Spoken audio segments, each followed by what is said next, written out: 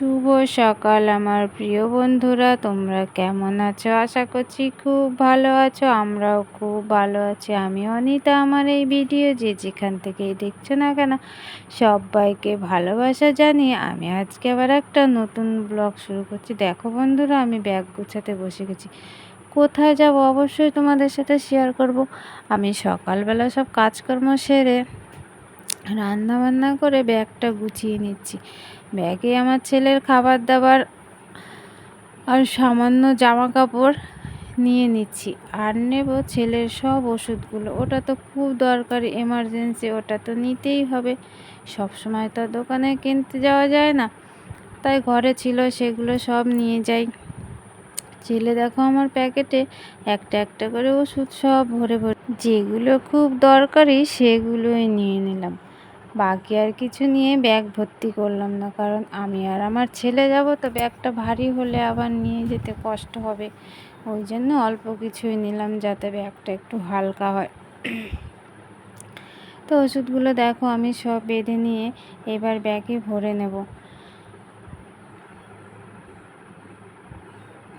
দেখো ছেলে কি করছে, চিরুনিগুলো সব এনে ব্যাগের মধ্যে দিচ্ছে। আমি যত বারবার বের করে দিচ্ছি, ও তত বারবার করে চিরুনিগুলো নিচ্ছে। ওর একটা ছোট্ট চিরুনি এখানে আছে, কিন্তু ও সেটা বুঝতে পারছে না। সব চিরুনিগুলোই ব্যাগের মধ্যে ভরে দিচ্ছে।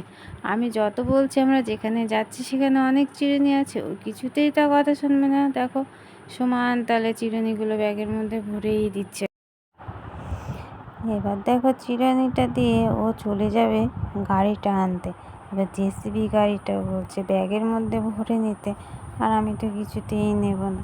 দেখো বন্ধুরা, আমরা স্টেশনে পৌঁছে গেছি। আমরা যাচ্ছি গুড্ডুর দিদার বাড়ি, মানে আমার মায়ের কাছে। আমরা টিকিট কেটে নিয়েছি, তাই বসে রয়েছি। আমাদের ট্রেন একটু পরেই ঢুকছে, তাই গুড্ডুর পাপার হাত ধরে স্টেশন দিয়ে হেঁটে বেড়াচ্ছে, আর আমি ওদিকে বসে রয়েছি। তা দেখো আমাদের ট্রেন চলে এসেছে। এবার আমরা ট্রেনে উঠে পড়েছি আর বসার জায়গাও নিয়ে নিয়েছি।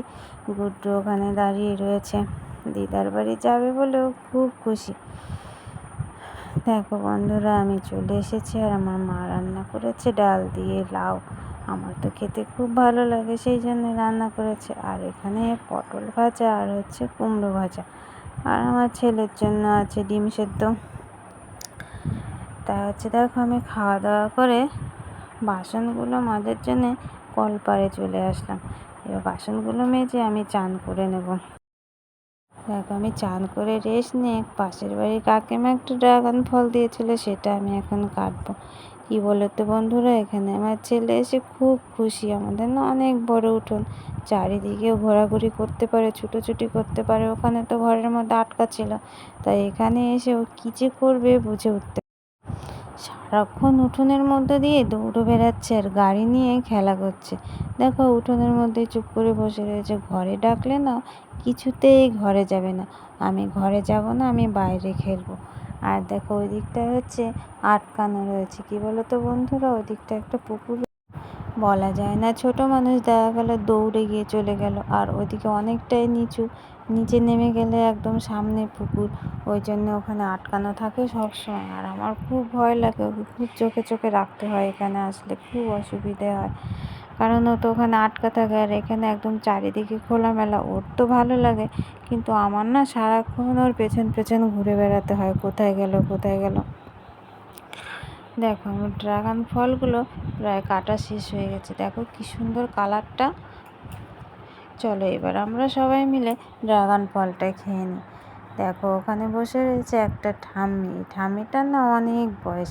এটা আমার মা। দেখো আমার মাকেও এক টুকরো দিলাম। আর এই পাশে বসে রয়েছে দুটো কাকিমা। এই কাকিমাকে দিয়ে দিলাম এক টুকরো। আর এই পাশে বসে রয়েছে আর একটা কাকিমা। তাই ওকে না আমি বারবার ডাকছি খাওয়ার জন্যে, ও একবার আসছে আবার চলে যাচ্ছে। দেখো হাতে নিয়ে গিয়ে আবার নিল না। ও আমাকে বলছে তুমি আমাকে খাইয়ে দাও। তা দেখো ওকে আমি একটু খাইয়ে দিলাম। তো ও দু টুকরো খেয়েছে। ওর খেয়ে মনে হচ্ছে ওর খুব ভালো লেগেছে। কি বলো তো, যারা যারাই খেয়েছে না সবাই ভালো লেগেছে, কিন্তু আমি বেশি কোথায় পাবো বলো, একটাই তো ফল, তাই সবাইকে মন পুষিয়ে দিতে পারলাম না। সবাই মিলে একটু একটু করে খেয়ে নিলাম, আমি একটু খেয়ে নিলাম। আজকের মতো বন্ধুরা ভিডিওটা এখানে শেষ করছি।